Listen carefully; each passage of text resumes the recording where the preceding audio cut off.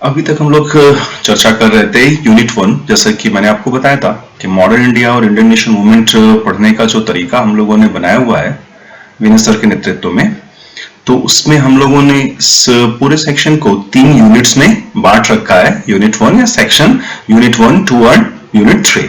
Unit 1 में अभी तक हमने पढ़ा कि किस प्रकार से अंग्रेजों ने ब्रिटिश ईस्ट इंडियन कंपनी ने बंगाल और शेष भारत पर विजय प्राप्त की थी।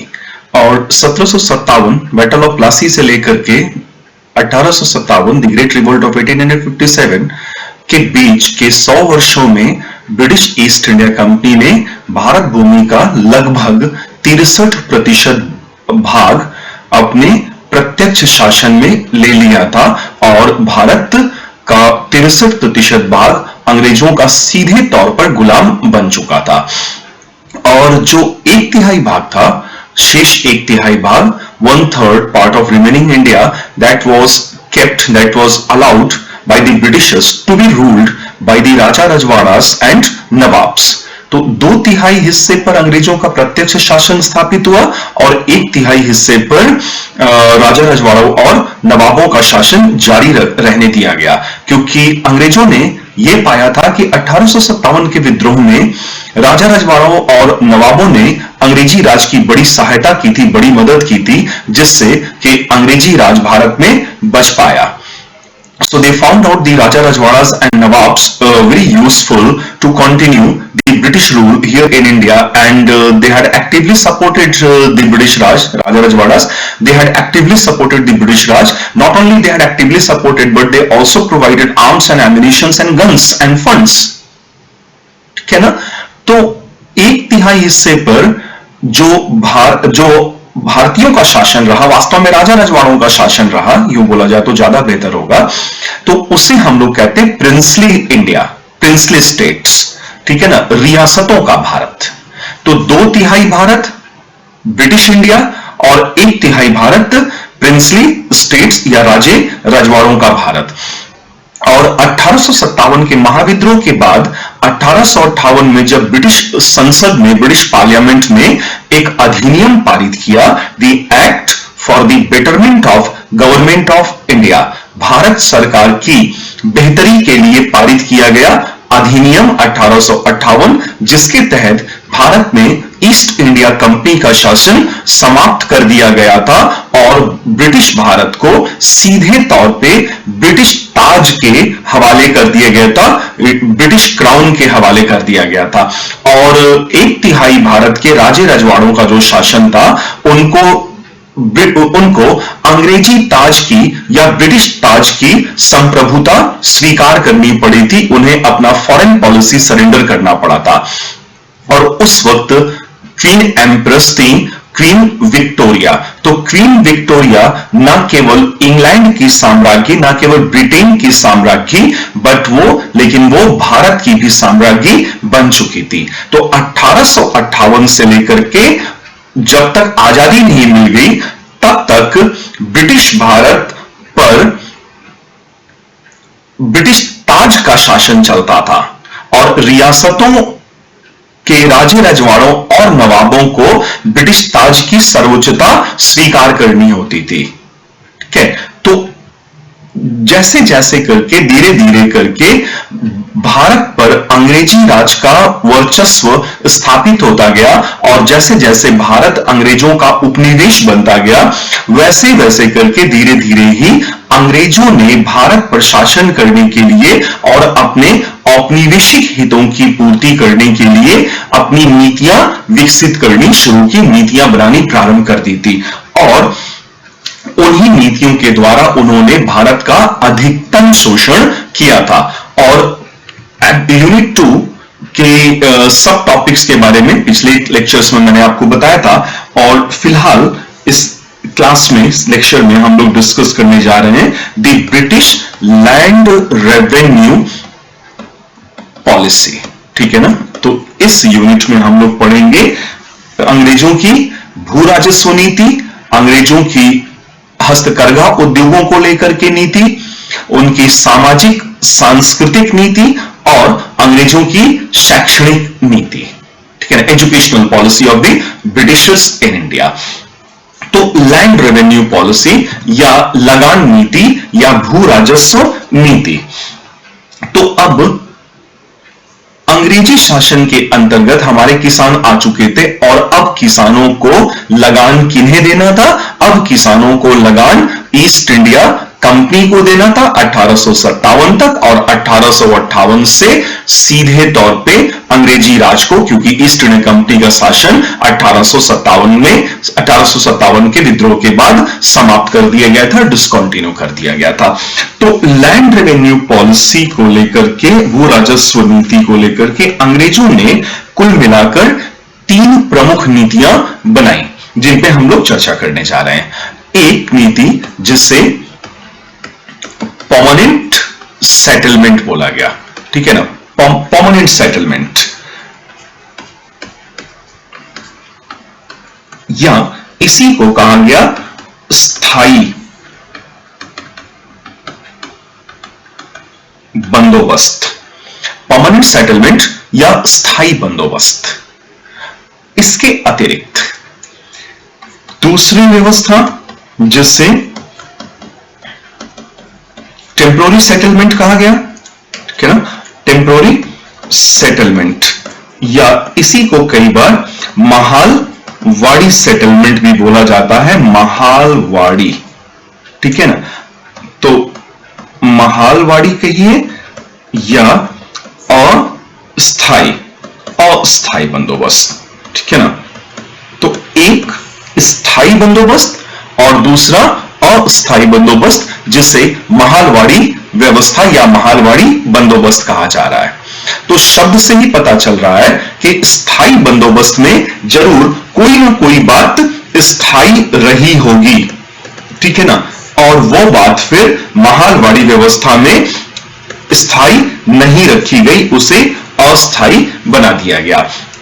और तीसरी भू राजस्व प्रणाली या व्यवस्था जो अंग्रेजों ने भारत में लागू की वो थी रैयतवाड़ी व्यवस्था, ठीक है, ryotwari settlement. It's not like ryotwari, ryotwari, रैयत इंडियन पर्शियन लैंड रिकॉर्ड्स में रैयत का मतलब ही होता है किसान, सो इट्स नॉट रैयत, रैयत, ठीक है ना।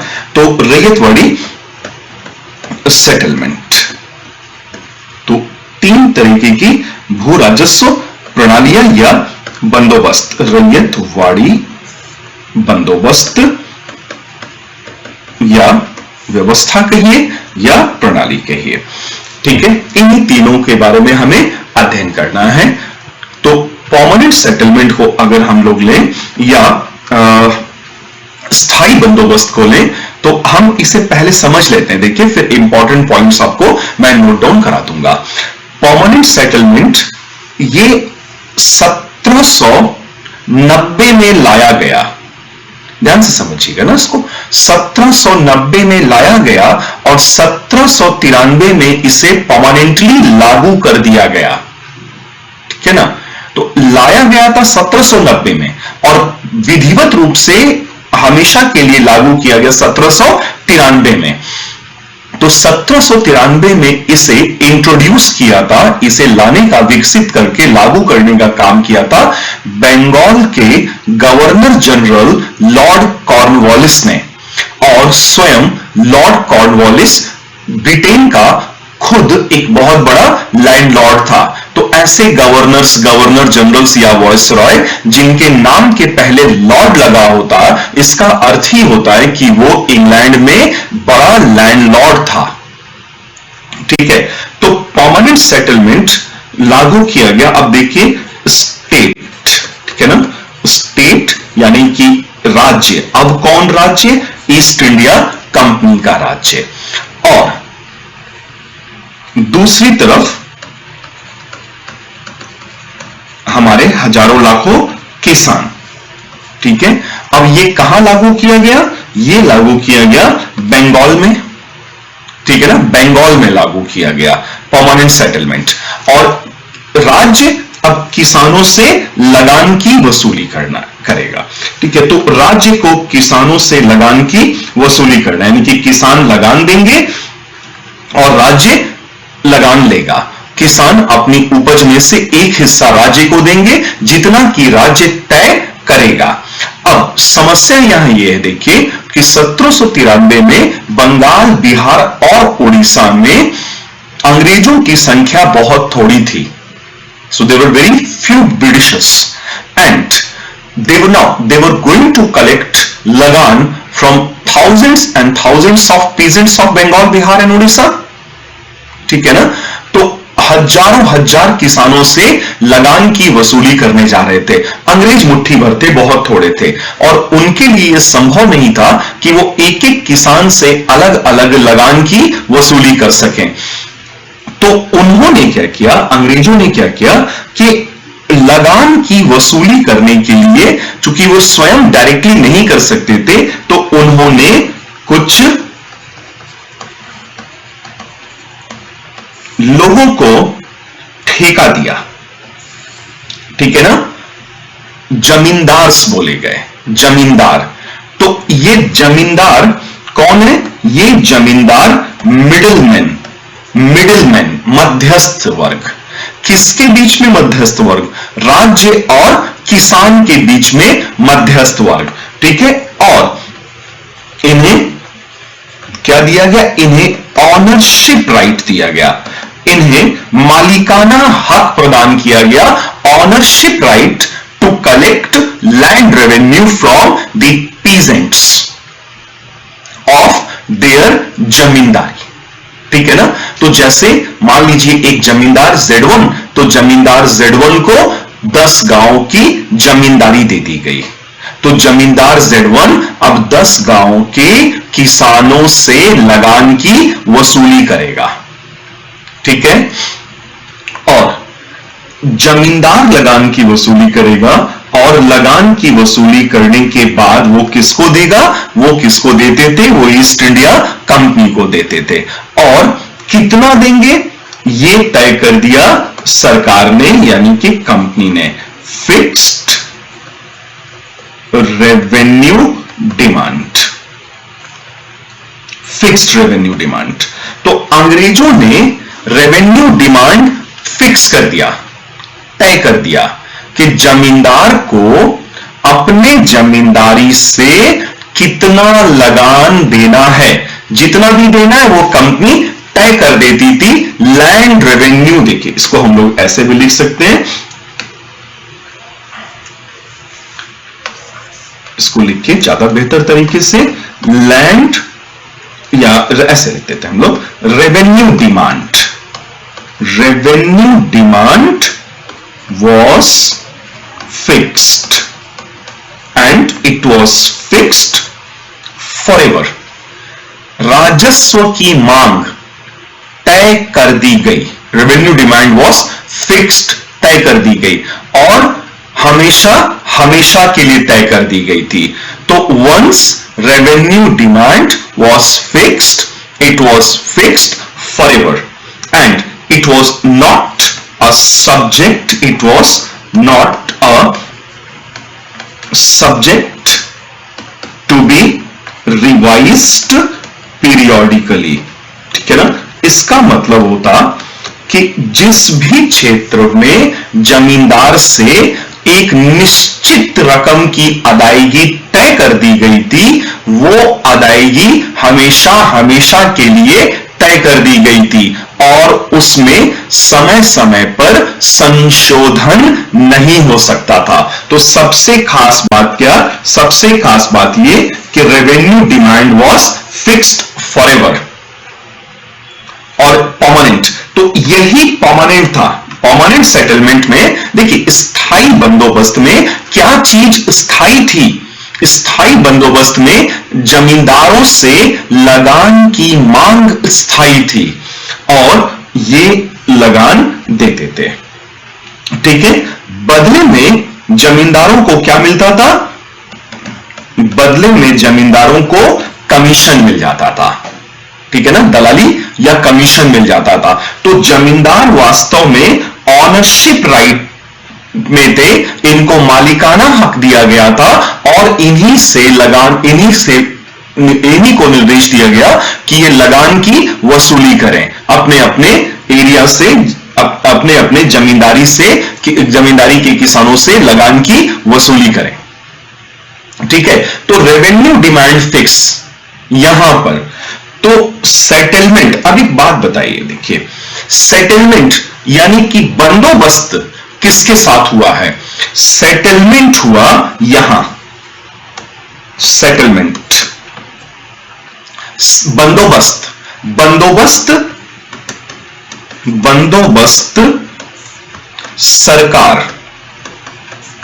एवं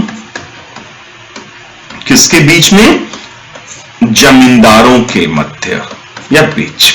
देखिए बंदोबस्त सरकार एवं जमींदारों के मध्य किया गया था, और जबकि जमींदारों और किसानों के मध्य कोई बंदोबस्त नहीं किया गया था। यहां कोई देखिए बंदोबस्त नहीं है, नो सेटलमेंट, नो सेटलमेंट। ठीक है ना, तो बंदोबस्त सरकार एवं जमींदारों के मध्य किया गया। ठीक है, जबकि जमींदारों एवं किसानों के मध्य कोई बंदोबस्त नहीं किया, सरकार ने कोई बंदोबस्त नहीं किया। ठीक है, इसका अर्थ क्या हुआ? देखिए इसका अर्थ यह हुआ कि अगर जमींदार Z1 जो कि मान लीजिए 10 गांव का जमींदार बनाया गया है, और वो Z1 अब 10 गांव को मैनेज करेगा, अपनी जमींदारी मैनेज करेगा, और 10 गांव के किसानों से ये क्या लेगा? ये वसूली करेगा लगान। ठीक है, और लगान कितना वसूली करेगा? लगान, रेट ऑफ लगान। ठीक है ना, तो रेट क्या होगा? और यही रेट तो अंग्रेजों ने तय नहीं किया, यानी कि जमींदार Z1 10 गांव के, जो उसके पास 10 गांव की जमींदारी आई, वो 10 गांव के किसानों से अधिकतम कितना लगान की वसूली करेगा, यह बात निश्चित की नहीं गई थी, यह बात सरकार ने तय नहीं की गई। इसका मतलब यह हुआ कि अगर जमींदार किसान को मारपीट करके, हाथ पैर तोड़ करके उसकी कुल उपज का 70% वसूल ले, या 80% वसूल ले, या 100 का 100% वसूल ले, ईस्ट इंडिया कंपनी को इस बात से कोई लेना देना नहीं होता था। ईस्ट इंडिया कंपनी ने, सरकार ने बंदोबस्त किसके साथ किया था? सरकार ने बंदोबस्त जमींदारों के साथ किया था, और जमींदारों के साथ जो बंदोबस्त किया गया था उसमें जो रेवेन्यू डिमांड रखी गई थी, रेवेन्यू डिमांड को हमेशा हमेशा के लिए फिक्स कर दिया गया था। तो land revenue demand was fixed forever, and it was not a subject to be revised from periodically और फ्रॉम टाइम टू टाइम। इसीलिए इस बंदोबस्त को क्या बोला गया? इसीलिए इस बंदोबस्त को बोला गया स्थायी बंदोबस्त या परमानेंट सेटलमेंट। ठीक है, ये स्थायी बंदोबस्त, इसीलिए स्थायी। तो क्या स्थायी? रेवेन्यू की मांग, राजस्व की मांग स्थायी। किसके द्वारा? सरकार के द्वारा। किससे? जमींदारों से। लेकिन जमींदार किसान से कितना लगान वसूली करेगा, उसके उपज में से कितना हिस्सा वसूली करेगा, यह बात सरकार ने बिल्कुल भी तय नहीं की थी। ठीक है, इसी को बोला गया परमानेंट सेटलमेंट। ठीक है ना। अब परमानेंट सेटलमेंट में देखिए, इसको हम लोग एक सामाजिक संबंध को एक और ग्राफ से समझ सकते हैं। देखिए एक और फ्लो चार्ट से इनफैक्ट समझ सकते हैं। अब सबसे ऊपर है कंपनी, ठीक है, एपेक्स पे कंपनी है। कंपनी किससे वसूली कर रही है? कंपनी वसूली कर रही है जमींदार से। ठीक है ना, जमींदार। तो कंपनी ने जो सेटलमेंट किया, वो सेटलमेंट जमींदारों से किया है, और जो रेवेन्यू डिमांड था, रेवेन्यू डिमांड वाज फॉरएवर। ठीक है, अब जमींदार कौन? जमींदार ये कई गांवों की इन्हें जमींदारी मिलती थी, तो जमींदार्स कंट्रोल्ड न्यूमरस विलेजेस। ठीक है ना, जमींदार्स कंट्रोल्ड न्यूमरस विलेजेस। और अब जमींदार किससे वसूली कर रहे हैं? जमींदार तो सरकार को या कंपनी को फिक्स रेवेन्यू दे देगा, तयशुदा राशि दे देगा। अब जमींदार वसूली करेगा, तो जमींदार किससे वसूली कर रहे हैं? जमींदार वसूली कर रहा है रैयत से, यानी कि किसानों से। रैयत, बड़े किसान के अलावा कुछ छोटे छोटे किसान होते थे जिन्हें अंडर रैयत बोला जाता था। अंडर रैयत्स, रैयत्स एंड अंडर रैयत्स, ये एक एक संबंध दिखाई दे रहा है।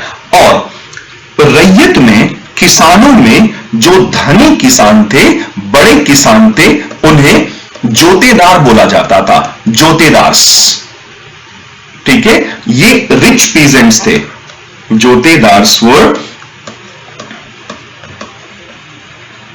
रिच रैयत्स या रिच पीजेंट्स।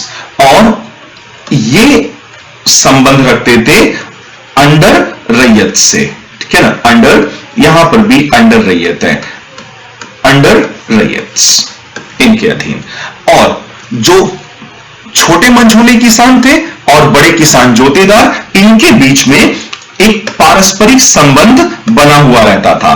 ये अपना लोन वगैरह इनसे, कर्जा वगैरह इनसे लेते रहते थे और अपना ब्याज वगैरह चुका देते थे, समय आने पर फसल के रूप में दे देते थे। ये इनके बीच का एक संबंध था। और जोतेदार जो होते थे, ये जोतेदार, इनको कहा गया कि भाई ये जमींदार को लगान दे, ये भी किसान है, जोतेदार भी तो किसान है ना, बड़ा और धनी किसान है। तो जोतेदार कई बार ना ये क्या करते थे? रेजिस्ट करते थे, ये प्रतिरोध किया करते थे, क्योंकि ये अपने अपने क्षेत्र में बलशाली होते थे, प्रभुत्वशाली होते थे, और ये कई बार जमींदारों को रेजिस्ट करते थे। हालांकि जमींदार लोग लगान की वसूली करने के लिए लठैत वगैरह मेंटेन करते थे, लेकिन जोतेदार भी कम थोड़ी होते थे, जोतेदार भी धनी किसान होते थे, इनके पास भी लठैत वगैरह हुआ करते थे। ठीक है, और ये रेजिस्ट करते थे। तो मंझोले और छोटे किसान, ये रेजिस्टेंस नहीं था इनमें, ये दे देते थे चुपचाप। ठीक है ना, तो यहां नो रेजिस्टेंस है, लेकिन जोतेदार में यहां पे रेजिस्टेंस देखने को मिला।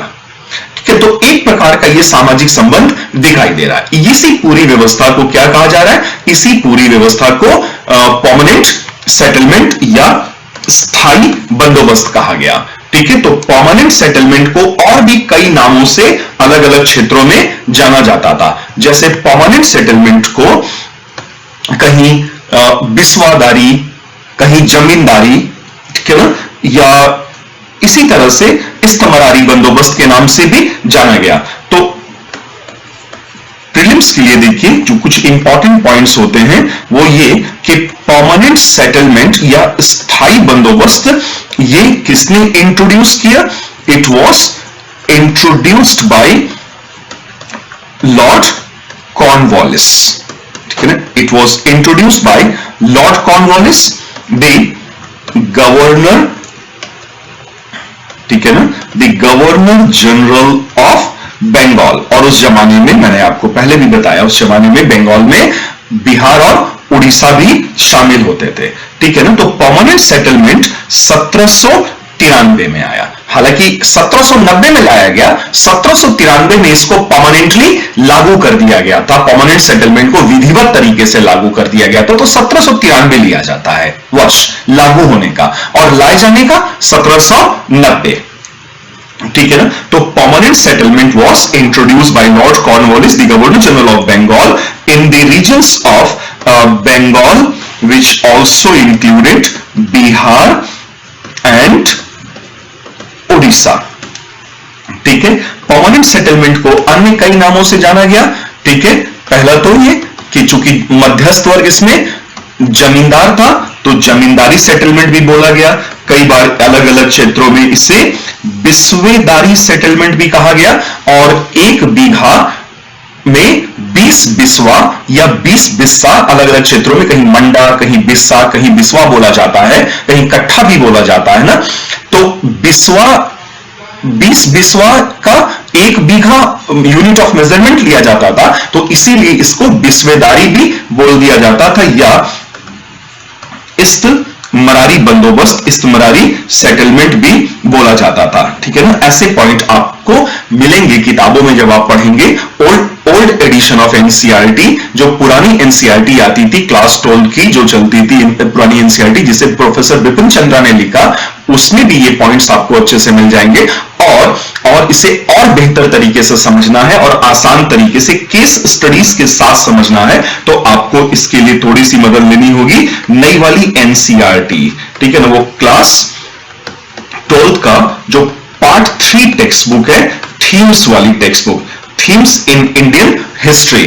तो इसमें एक चैप्टर होता है उपनिवेशवाद एवं देहात, colonialism and the country side. तो वहां पर ये काफी अच्छे से डिस्कस किया गया। ये फ्लो चार्ट भी दिया हुआ है, मैंने ये नई वाली एनसीईआरटी से ही ये वाला फ्लो चार्ट बना करके आपको समझाया। ठीक है। इसको और अच्छे तरीके से समझना हो तो आप थोड़ा सा डिटेल में समझना हो तो उसको पढ़िएगा।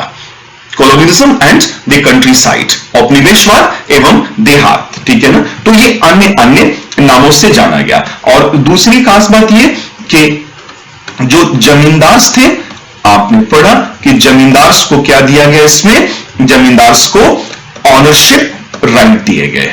ठीक है ना। ऑनरशिप राइट दिया गया, ये दूसरा पॉइंट हो गया। महत्वपूर्ण बात है, पहला ये पॉइंट कब आया।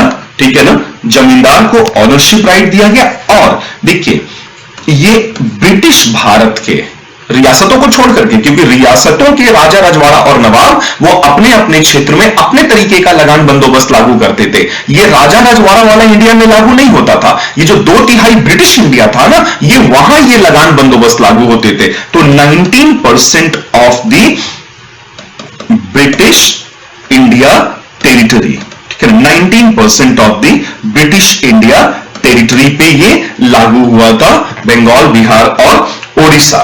ठीक है ना। और इसमें देखिए एक लॉ होता था, इसे बोलते सनसेट लॉ या rule of sunset, sunset law या रूल ऑफ सनसेट।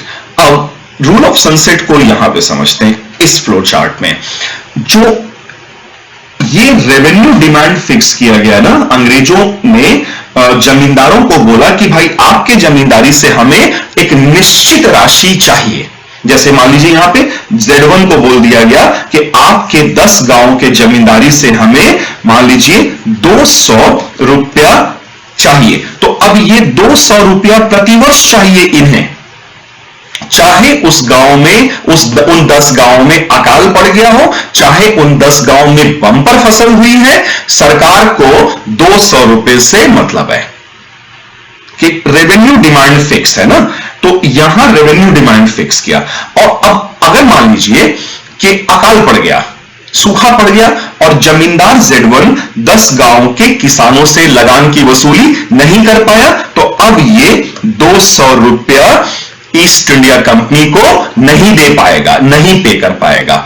और अगर जमींदार Z1 ने निश्चित राशि का 200 रुपया सरकार को, कंपनी को नहीं पे किया, तो उसे उसकी जमींदारी से वंचित कर दिया जाता था।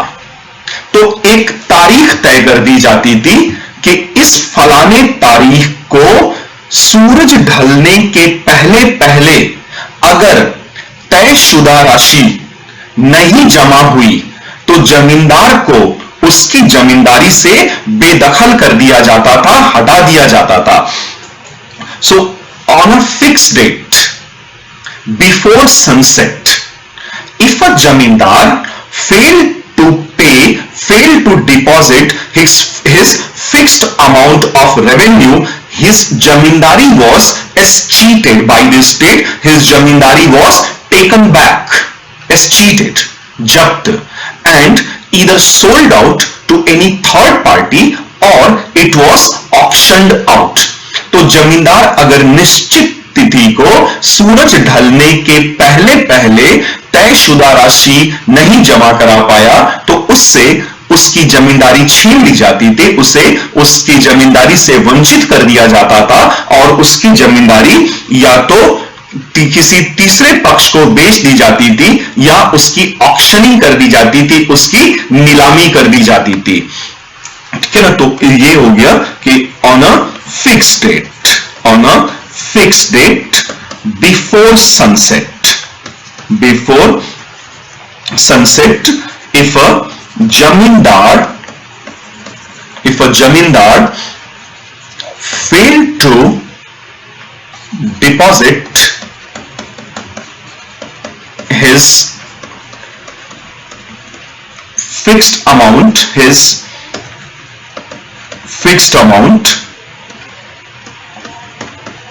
he was, if a on a fixed date before sunset, so he was deprived, ठीक है ना, he was deprived of his jamindari, ठीक है ना, he was deprived of his jamindari and his jamindari was taken back, his jamindari was taken back and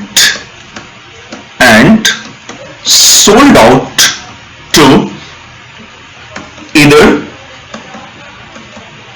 third party or it was auctioned out, it was auctioned out, नीलामी, बोली लगा दी जाती थी। ठीक है ना, तो ये सनसेट लॉ। तो यहां पर इस फ्लो चार्ट में एक चीज और देखिएगा आप कि जो ऑनरशिप राइट यहां पे दिया गया ना, ऑनरशिप राइट ये कंडीशनल है, ownership right, so ownership right was conditional, conditional, ठीक है, किसके, सनसेट लॉ, यानी कि ऑनरशिप राइट तभी तक है जब तक कि वो फिक्स्ड रेवेन्यू पे करता जा रहा है।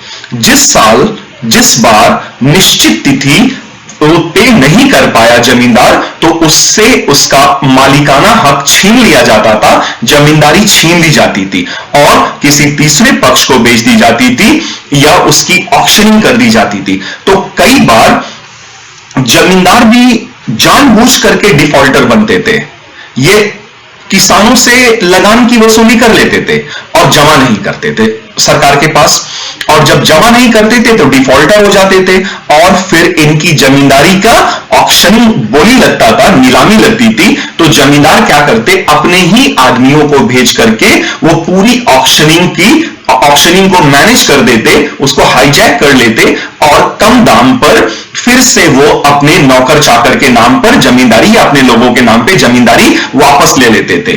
तो कई बार देखिए जमींदारों ने भी सरकार को बेवकूफ बनाया, ठीक है, वो जानबूझ करके डिफॉल्टर होते थे।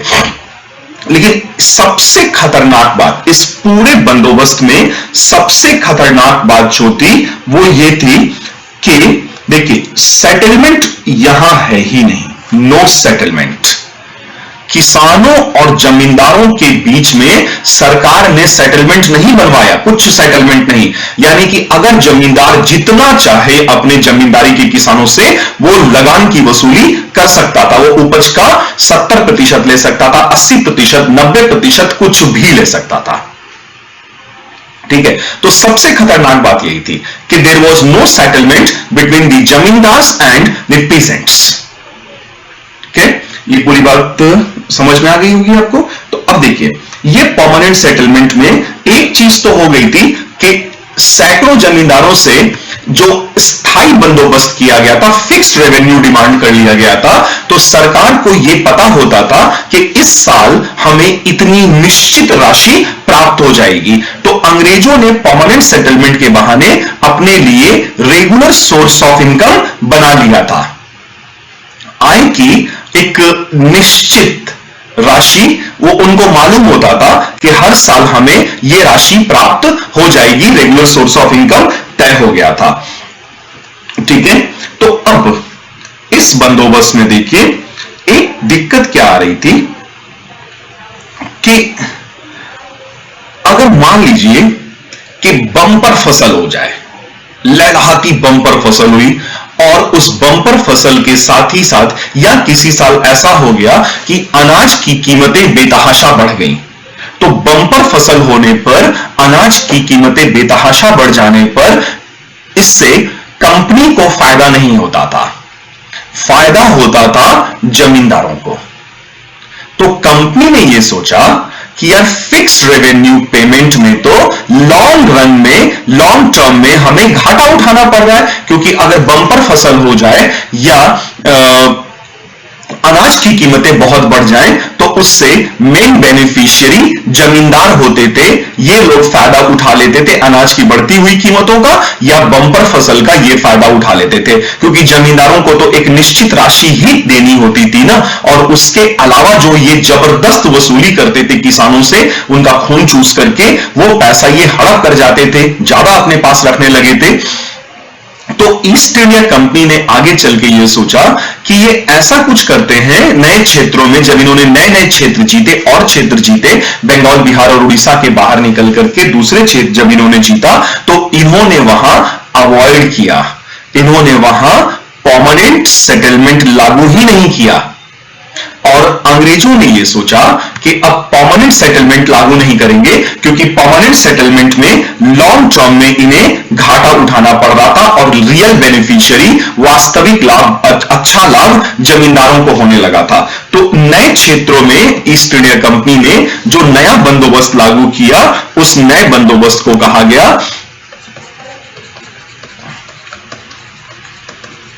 Temporary settlement.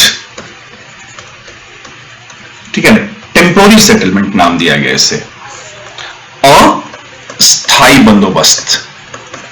ठीक है ना, अस्थाई बंदोबस्त।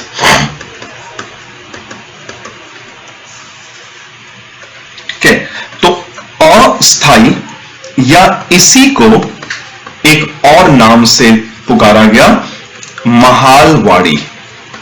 ठीक है ना, महालवाड़ी बंदोबस्त या महालवाड़ी सेटलमेंट। अब टेम्पोररी या महालवाड़ी सेटलमेंट में एक बात तो तय हो गई, देखिए समझ में आ रही है कि कोई चीज यहां अस्थाई है, यानी कि परमानेंट नहीं है, यानी कि ये जमींदारी व्यवस्था में। अब देखिए इसमें क्या किया गया कि ईस्ट इंडिया कंपनी है सरकार, ईस्ट इंडिया कंपनी की सरकार है, और लगान किससे वसूली करना है? लगान वसूली करना है सैकड़ों किसानों से, लेकिन इन्हें हर हालत में बिचौलिया चाहिए, क्योंकि अभी इनकी संख्या कम है, तो इन्हें मिडिलमैन चाहिए था। मिडिलमैन के तौर पे यहां पर महाल्स या जमींदार लिए गए, महाल, ठीक है ना, या जमींदार। बात वही है, सब कुछ ये वास्तव में जमींदारी सेटलमेंट ही है, परमानेंट बस जमींदारी सेटलमेंट है, लेकिन एक बात को छोड़ करके कि अब जमींदार जो रेवेन्यू पे करेंगे ईस्ट इंडिया कंपनी को, अब यहां रेवेन्यू डिमांड जो किया गया, revenue demand was not fixed and could be revised. देखिए यही बदलाव था, कुड बी रिवाइज्ड पीरियोडिकली। ठीक है ना, राजस्व की मांग तय नहीं की गई और इस राजस्व की दर में या मांग की दर में समय समय पर संशोधन हो सकता था, यही था। तो रेवेन्यू डिमांड, देखिए revenue demand was not fixed. और परमानेंट सेटलमेंट में देखिए इस फ्लो चार्ट में, परमानेंट सेटलमेंट में रेवेन्यू डिमांड वॉज फिक्स्ड। देखिए यहां पे रेवेन्यू डिमांड वॉज फिक्स्ड और टेम्पोररी सेटलमेंट में revenue demand was not fixed. यही सबसे मूल अंतर है कि टेम्पोररी या महालवाड़ी सेटलमेंट में राजस्व की मांग और दर ये हमेशा हमेशा के लिए तय नहीं की गई। जैसे परमानेंट सेटलमेंट बंगाल, बिहार और उड़ीसा में जब लागू हुआ ना 1793 में, तो ये जहां लागू हुआ बंगाल, बिहार और उड़ीसा में, ये आजादी तक लागू रहा, उसमें संशोधन नहीं किया गया। क्योंकि वो परमानेंट सेटलमेंट था। तो टेम्पोररी सेटलमेंट में अंग्रेजों ने ये रेवेन्यू डिमांड ये तय ही नहीं किया हमेशा हमेशा के लिए, और इसमें समय समय पर संशोधन करना शुरू कर दिया। तो इसी वजह से देखिए यहां पे आ रहा है कि महाल या जमींदार जो इंट्रोड्यूस किए गए, इनमें ये नॉट फिक्स्ड, यही सबसे खास बात है, नॉट फिक्स्ड। बाकी सब कुछ वैसे का वैसा ही है जमींदार, जैसे जमींदारी सेटलमेंट था। यहां पर भी ऑनरशिप राइट है, देखिए ये ऑनरशिप राइट, ऑनरशिप राइट, और ऑनरशिप राइट मैंने बोला कि ऑनरशिप राइट ये कंडीशनल, कंडीशनल किस, क्या कंडीशन है, सनसेट लॉ या सूर्यास्त का नियम। और यहां सेटलमेंट है, यहां पर सेटलमेंट है, सरकार और महाल के बीच में, जमींदार के बीच में सेटलमेंट, और यहां नो सेटलमेंट, यहां कोई बंदोबस्त नहीं है। तो एक तरीके से हम ये कह सकते हैं कि टेम्पोररी सेटलमेंट वास्तव में ये जमींदारी सेटलमेंट ही था, एक बात को छोड़ करके। क्या छोड़ करके? कि परमानेंट सेटलमेंट या जमींदारी सेटलमेंट में राजस्व की मांग तयशुदा थी, और यहां राजस्व की मांग तयशुदा नहीं थी, और इसमें हर 30वें वर्ष संशोधन करके इस मांग को घटाया या बढ़ाया जा सकता था। हां, आप ये समझ सकते हैं अंग्रेजों की नीतियों को देखते हुए कि घटाने जैसा तो कुछ नहीं ही रहा होगा, बढ़ाया जरूर गया होगा। ठीक है ना? तो ये महालवाड़ी सेटलमेंट या टेम्पोररी सेटलमेंट इसी को बोला गया। तो इसे सुझाया था महालवाड़ी सेटलमेंट को एक अंग्रेज अधिकारी हॉल्ट मैकेंजी ने, और यह बात है लागू किया गया 1822 से 1830 के बीच में इसे लागू किया गया हॉल्ट मैकेंजी के सजेशन पर, और यह लागू हुआ पंजाब, क्या ना, देखिए पंजाब यूनाइटेड प्रोविंस, संयुक्त प्रांत, जिसे आज हम लोग उत्तर प्रदेश कहते हैं, United province and central province, यानी कि मध्य प्रांत, यानी कि मध्य प्रदेश और उड़ीसा।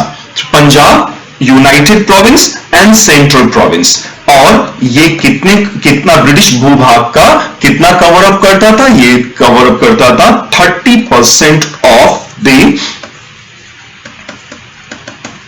ब्रिटिश इंडिया टेरिटरी, लगभग ना 30%, ब्रिटिश भारत के 30% भूभाग पर लागू हुआ। और हॉल्ट मैकेंजी ने ऐसा सजेशन क्यों दिया? हॉल्ट मैकेंजी ने महालवाड़ी सेटलमेंट का सजेशन दो मुद्दों पर दिया था। कि पहला मुद्दा यह था कि कंपनी को यह लगता था कि company was a loser, company was a loser in fixed revenue payments, company was a loser in fixed revenue payments. ठीक है, एक तो ये, और दूसरी समस्या क्या दिख रही कंपनी को कि under zamindari settlement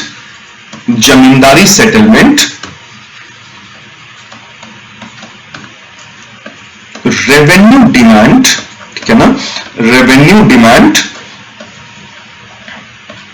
could not be revised.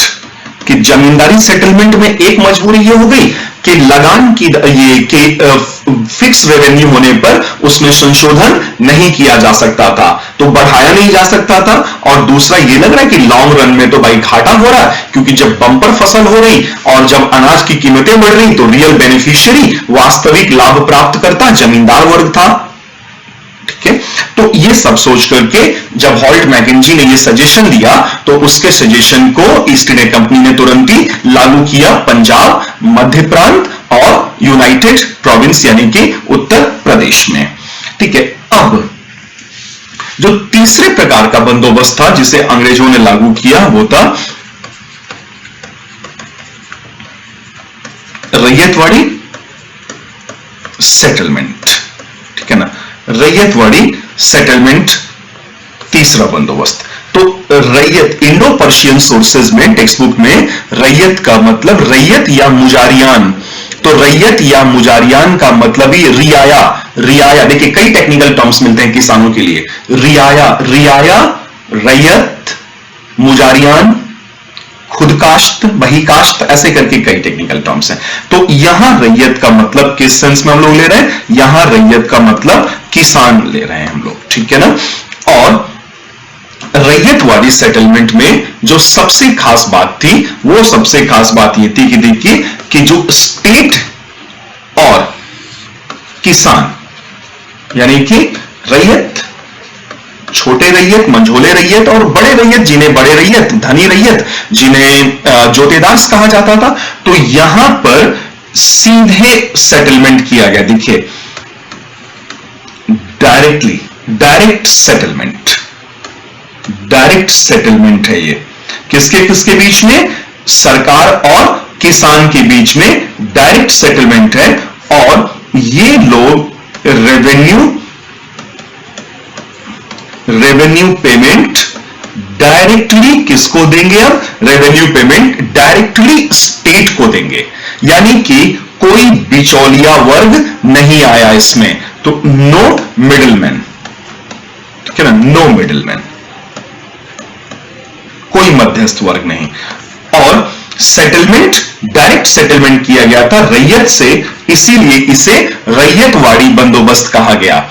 और रेवेन्यू पेमेंट कौन कलेक्ट करने लगे, रेवेन्यू पेमेंट कलेक्ट करने लगे ऑफिशियल्स ऑफ द स्टेट, राज्य के कर्मचारी। क्योंकि अब रैयतवाड़ी सेटलमेंट जब लागू हुआ, तब तक आते आते अंग्रेजों की संख्या भारत में अच्छी खासी हो चुकी थी और ये अलग अलग किसानों से लगान की वसूली कर सकते थे, एक एक किसान से लगान की वसूली कर सकते थे, ठीक है ना। तो रैयतवाड़ी, ये रैयतवाड़ी बंदोबस्त का फ्लो चार्ट आपने देखा। और रैयतवाड़ी बंदोबस्त को लागू किया गया पेनिनसुलर इंडिया में, खासकर पेनिनसुलर इंडिया में, प्रायद्वीपीय भारत में। तो मद्रास, मद्रास का मतलब यहां पे मद्रास शहर नहीं, मद्रास प्रेसिडेंसी, ठीक है ना, पूरा साउथ इंडिया समझिए इसमें आ गया। Madras, deep south, Madras presidency. Bombay जब हम लोग कहते हैं तो अंग्रेजी राज में बॉम्बे का मतलब महाराष्ट्र और गुजरात। बॉम्बे प्रेसिडेंसी, बॉम्बे शहर तो था ही था, बॉम्बे प्रेसिडेंसी बोलते थे। तो बॉम्बे प्रेसिडेंसी सिंध और असम में इसे लागू किया गया। और ये बेटा, ये सजेशन जो दिया था, ये सजेशन दिया था मनरो ने, ब्रिटिश ऑफिशियल मनरो और रीड ने ये सजेशन दिया था कि ये हमें लागू करना चाहिए, ठीक है। और ये कवर अप किया, ये क्षेत्र ये लागू हुआ लगभग 50 से लेकर के 51% of the British India territory. 50 to 51% of the British India territory suggested by Monroe and Reed। और इसकी दो वजह थी, क्यों सजेशन दिया इन्होंने, इसकी दो वजह थी। पहली वजह यह थी कि 1810 के बाद, आफ्टर 1810, एग्रीकल्चरल प्राइसेस रोज और इंक्रीज्ड। 1810 के बाद कृषि उपज यानी कि अनाज की कीमतों में अच्छी खासी बढ़ोतरी हुई थी, ठीक है ना। और तो after 1810 agricultural prices rose, increasing the value of harvest produce and thus increasing income of zamindars. तो जमींदारी व्यवस्था में, परमानेंट सेटलमेंट में जमींदारों को तो तयशुदा राशि की देनी होती थी ना, और जब अनाज की कीमतें बढ़िया हो जाती थी, बढ़ जाती थी, तो रियल बेनिफिशियरी जमींदार होते थे। एक तो दुख कंपनी को इस बात का है कि वो अपना फिक्स रेवेन्यू डिमांड तोड़ नहीं सकते थे, बढ़ा नहीं सकते थे। और दूसरा कि परमानेंट सेटलमेंट में, यही जो मैंने कहा, under permanent settlement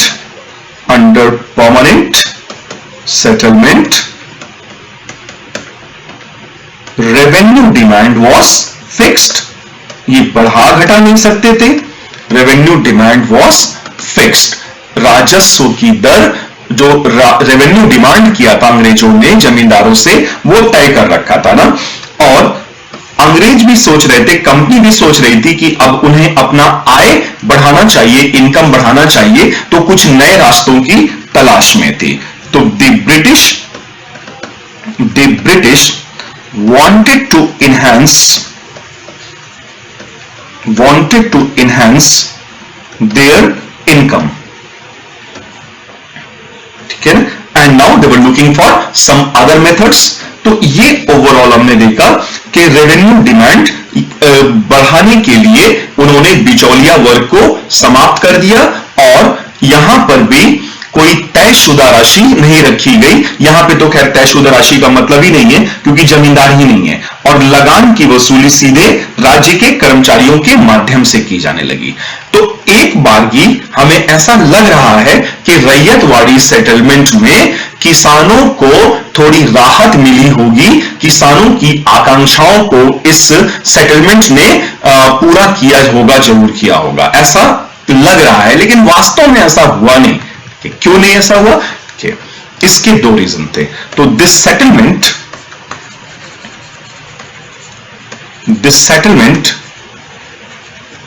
failed to provide any relief. This settlement failed to provide any relief mainly on account of two factors.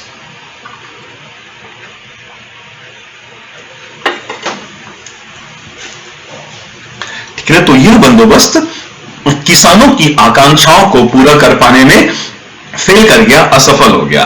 क्योंकि एक समस्या देखिए क्या आ रही है,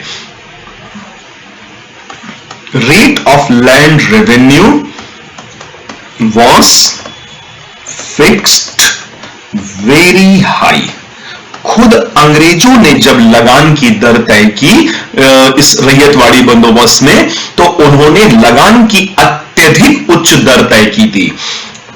और आप लोगों को जानकर आश्चर्य होगा कि कभी कभी तो ये कुल उपज का 70% क्रॉस कर जाता था। So sometimes it crossed even more than 70%, more than 70%।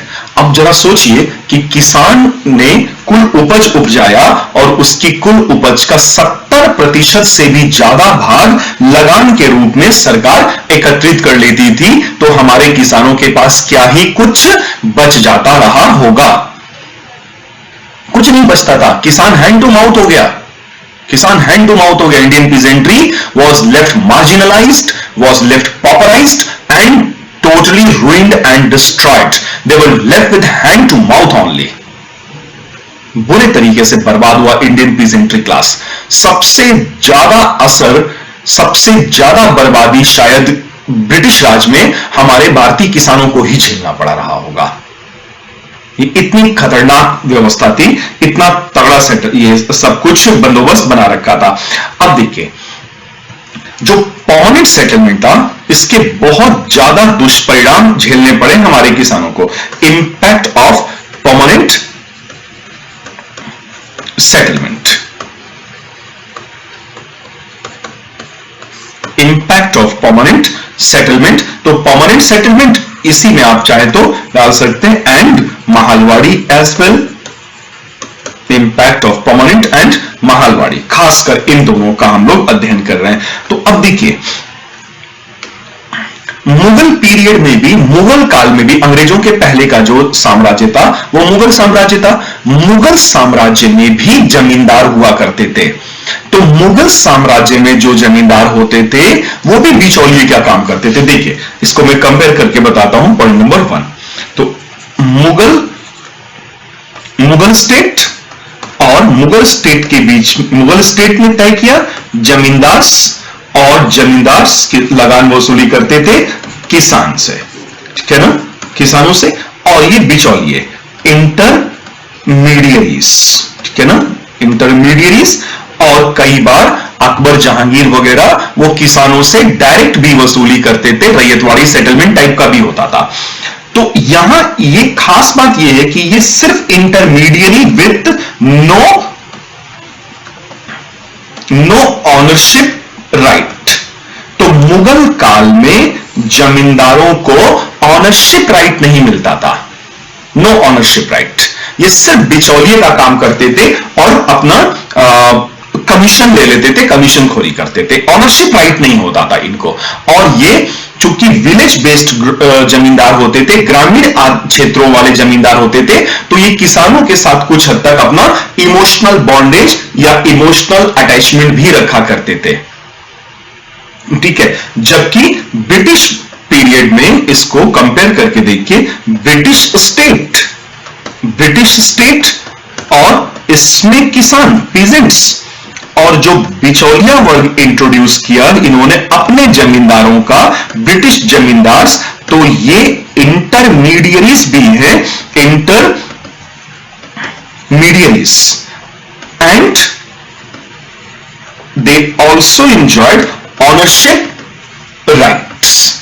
यही सबसे बड़ा फर्क है कि मुगल काल के जमींदारों को ऑनरशिप राइट नहीं होता था, जबकि ब्रिटिश काल के जमींदारों को ऑनरशिप राइट मिला हुआ था। तो अब अंग्रेजों ने क्या किया, जब मुगल साम्राज्य खत्म हुआ, अंग्रेजी राज बना, तो अंग्रेजों ने ना मुगलों वाले जमींदारों को नहीं लिया, क्योंकि मुगल जमींदारों का इमोशनल अटैचमेंट मुगल राज्य से था, अपने क्षेत्र के किसानों से इमोशनल बॉन्डेज था।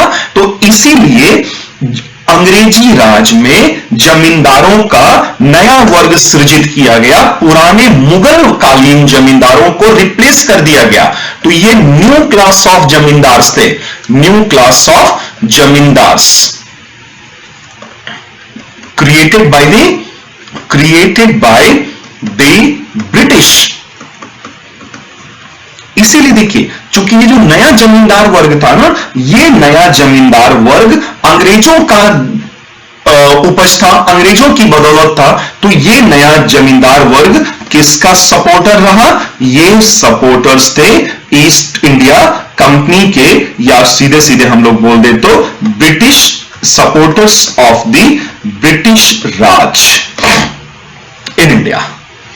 तो जो ब्रिटिश कालीन जमींदार थे, चूंकि उनका अस्तित्व ही ब्रिटिश शासन पर निर्भर होता था, इसीलिए वो ब्रिटिश राज के बड़े समर्थक बने रहते थे। कुछ एक जमींदारों को छोड़ करके, खासकर ऐसे जमींदारों को छोड़ करके जो सनसेट लॉ, सूर्यास्त के नियम के चपेट में आ जाते थे ना, वो अंग्रेजी राज के दुश्मन बन जाते थे। और विद्रोह वगैरह जब होते थे, किसान विद्रोह, नागरिक विद्रोह, तो ऐसे जमींदार उन विद्रोहियों को अपना नेतृत्व प्रदान करते थे। तो बहुत थोड़े जमींदारों को छोड़ करके अधिकांश जमींदार जो अंग्रेजों के प्रोडक्ट थे, अंग्रेजों के उत्पाद थे, वो अंग्रेजी राज के सदैव समर्थक या शुभचिंतक बने रहे, ठीक है ना। तो एक चीज हम देख रहे हैं कि ओल्ड जमींदार जो थे, मुगल कालीन जमींदार, तो वो बर्बाद हो गए। ओल्ड जमींदार्स वर लेफ्ट रूइंड, क्योंकि ये मुगलों के समर्थक थे ना, तो इनको लिया ही नहीं अंग्रेजों ने, ये खारिज कर दिया और अंग्रेजों ने अपना जमींदार वर्ग सृजित किया था। तो पुराने जमींदार समाप्त हुए और नए जमींदारों का जन्म हुआ। इसको कहा जाता है न्यू लैंड लॉर्डिज्म। ये न्यू लैंड लॉर्डिज्म कहलाया, नया भूमिपति वर्ग। तो अंग्रेजों ने नया भूमिपति वर्ग का सृजन किया और पुराने जमींदारों को खत्म कर दिया, बर्बाद करके छोड़ा। एक तो असर ये पड़ रहा है, ठीक है ना।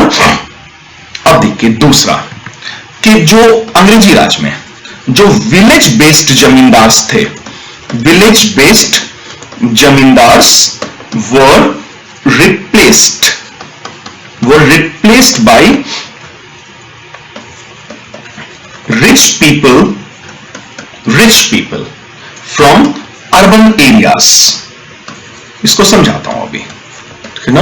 Village based zamindars were replaced by rich people from urban areas.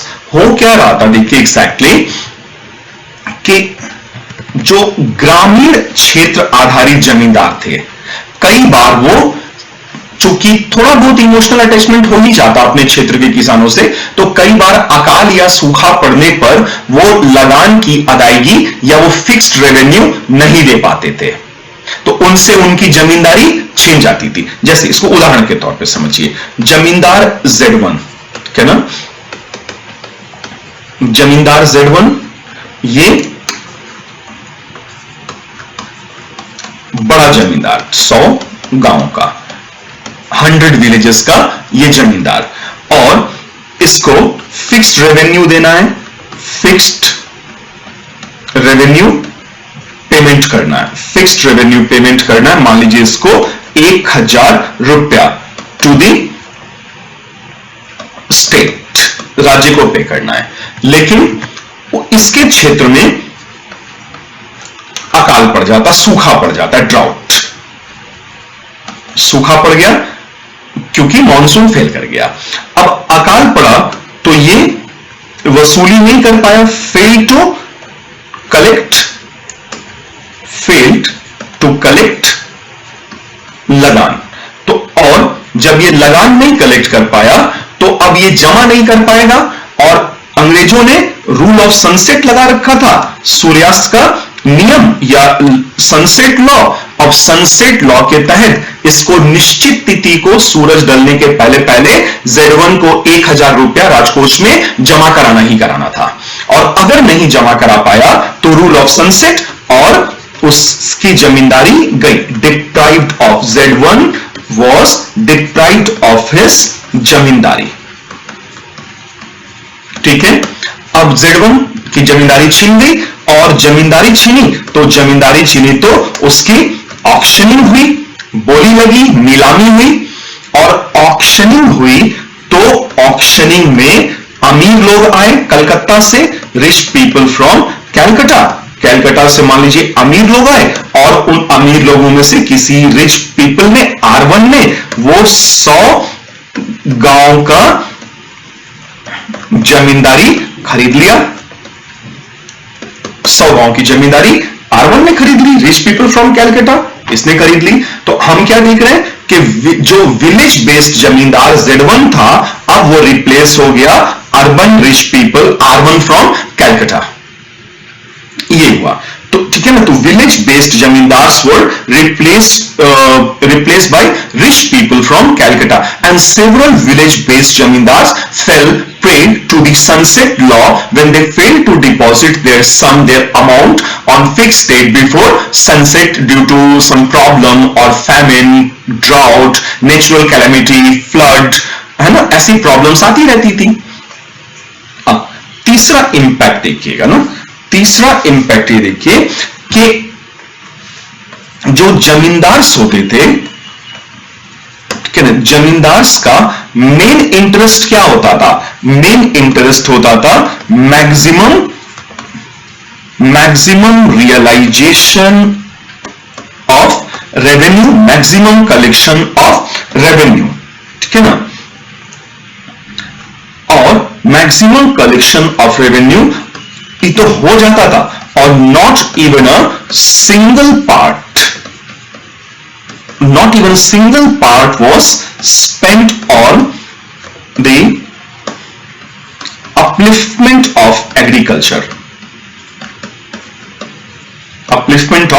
Agriculture, कि उस वसूली का, अधिकतम वसूली का एक छोटा हिस्सा भी कृषि के उत्थान में ये लोग बिल्कुल भी नहीं लगाते थे, ठीक है ना।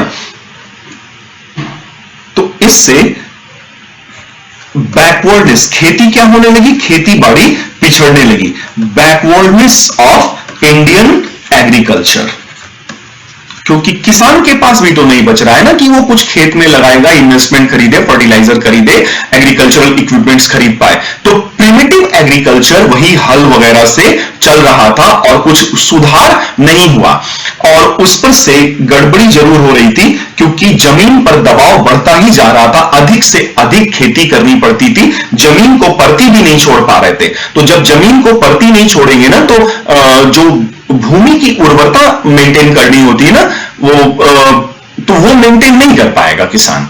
तो इससे जमीन की उर्वरता लगातार, भूमि की उर्वरता लगातार गिरती जाएगी, क्योंकि फर्टिलाइजर डालना पड़ेगा ना उसमें, क्रॉप रोटेशन पैटर्न करना पड़ेगा, शस्यावर्तन बोलते हैं उसको, कृषि शस्यावर्तन, क्रॉप रोटेशन पैटर्न नहीं लगा पाते थे लोग। जैसे गेहूं के बदले गन्ना, गेहूं के बाद गन्ना, गन्ना के बाद अंगूर लगा दिया। तो क्रॉप रोटेशन पैटर्न फॉलो होने पर साइंटिफिक तरीके से ये एग्रीकल्चर है जिससे भूमि की उर्वरता बनी रहती थी। वो कर ही नहीं पाते थे मजबूरी में, उनको हर वक्त दिमाग में एक ही बात चलती थी कि किस तरह से लगान की अदायगी हम जमींदार को करेंगे। ठीक है, तो इससे कृषि का पिछड़ापन भी शुरू हुआ। तीसरे पॉइंट में हमने ये पढ़ा, ठीक है ना। चौथे पॉइंट में देखिएगा, एक बेहद खतरनाक समस्या का जन्म हुआ, इसको कहा जाता है एब्सेंटी लैंडलॉर्डिज्म, ठीक है ना। एब्सेंटी लैंडलॉर्डिज्म यानी कि अनुपस्थित भूपति या भूमिपति वर्ग, अनुपस्थित भूपति वर्ग, एब्सेंटी लैंडलॉर्डिज्म। तो एब्सेंटी लैंडलॉर्डिज्म का क्या मतलब हुआ देखिए, जैसे मान लीजिए ईस्ट इंडिया कंपनी, ठीक है, स्टेट ईस्ट इंडिया कंपनी ने Z1 को जमींदार बनाया और इसको कितने गांव रखे, इसके अंडर में 100 गांव, 100 विलेजेस, और इसको कहा कि भाई फिक्स्ड रेवेन्यू पेमेंट करना है, फिक्स्ड रेवेन्यू पेमेंट करना है, क्योंकि परमानेंट सेटलमेंट में यही था, रेवेन्यू डिमांड वाज फिक्स्ड। तो इससे करना था मान लीजिए 10,000 रुपया फिक्स्ड रेवेन्यू। अब ये जितना वसूली कर ले 100 गांव के किसानों से, ये चाहे तो 20,000 रुपए वसूली कर ले, इससे सरकार को मतलब नहीं है।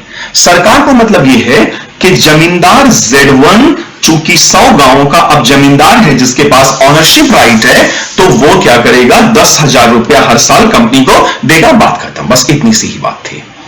लेकिन Z1 क्या किया, Z1 ने सोचा कि ये वसूली का क्या झंझट करना, बड़ा झकझक है इसमें, और जोतेदार वगैरह भी रजिस्टर करते हैं। तो इसने क्या किया, अपना right to collect revenue, right to collect land revenue,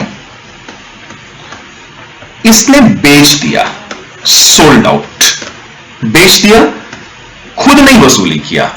मान लीजिए इसने इंटरमीडियरी I1 को बेच दिया, कितने में, 12,000 में या 11,000 में बेच दिया, ठीक है ना, 11,000 में बेच दिया। और अब इसको 1,000 रुपए का फायदा हो गया बिना कुछ किए धरे। इसने सरकार को, Z1 ने I1 से 11,000 लिए और 10,000 सरकार को दे दिया, 1,000 अपने पॉकेट में रख लिया। तो अब ये कि Z1 के पास पैसा आ गया, सरप्लस आ गया, और जब पैसा आया तो ये ऐशो आराम की जिंदगी बिताने कलकत्ता चला गया। अब वो कलकत्ता गया, शहर चला गया, वहां रहने लगा, वहां ऐशो आराम की जिंदगी बिताने लगा, वहां शराब पीने लगा, ठुमके लगाने लगा, मुजरा देख रहा है, गजरा बांध रहा है, इस तरीके की चीजें करने लगे। ये लोग ऐशो आराम, मतलब किसानों के खून से ये लोग होली खेल रहे थे, एक तरीके से बोला जाए तो, ठीक है ना।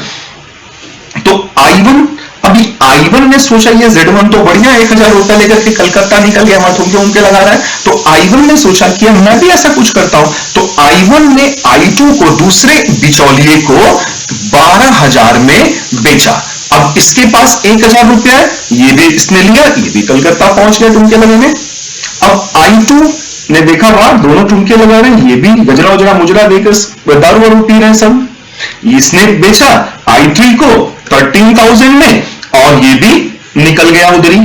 और ऐसे करते करते I1, I2, I10 Hyundai की, फिर I20 हो गई, और अंत में मान लीजिए I20, अब ये जो बिचौलिया है ये किसानों से, 100 गांव के किसानों से लगान की वसूली करने जा रहा है। तो अब आप सहज ही अंदाजा लगा सकते हैं कि I20 कितना वसूली करेगा।